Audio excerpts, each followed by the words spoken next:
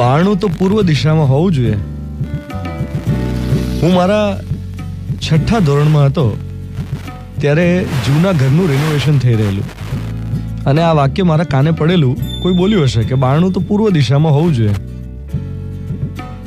અને એ વખતે કંઈ વાસ્તુશાસ્ત્રનું કંઈ આવું મહત્વ નહોતું જેવું અત્યારે છે.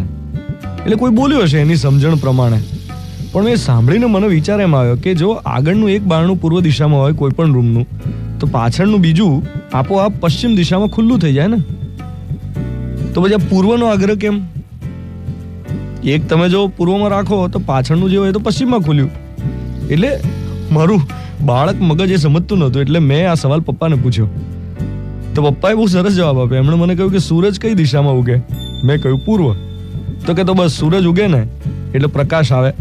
આપણા ઘરમાં સૂરજનું કિરણ એટલે કે જ્ઞાનનું આગમન જે દિશામાંથી થાય એ દિશામાં મનની બારીઓ બારણાઓ ખુલ્લા રાખવાના, એમ અર્થઘટન થયું. હવે મોટા થયા પછી થોડું વિચારતા એમ સમજાય છે કે જીવનમાં ખરેખર તો મનના 2 બારણા હોય. એક પૂર્વ દિશામાં ખુલે અને બીજું જગતની પશ્ચિમ દિશામાં.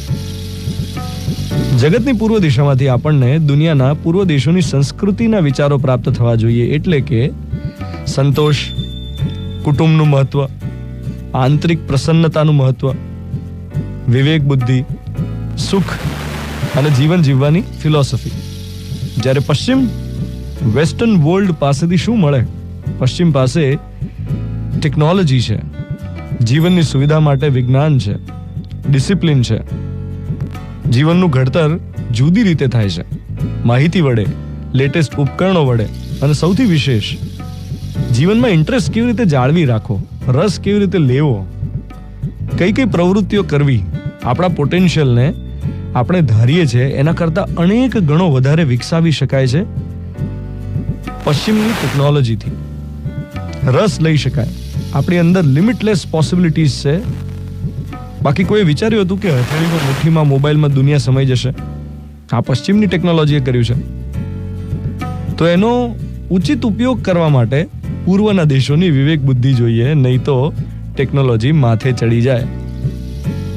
ટૂંકમાં જીવનમાં મનની 2 બારીઓ હોવી જોઈએ. એક જગતની પૂર્વ દિશામાં ખુલે અને બીજી પશ્ચિમમાં. અને બધી બાજુએથી સારા વિચારો પ્રાપ્ત થાય. સાંભળી રહ્યા છો મિર્ચી. હું છું Dhvanit. Good morning my dear.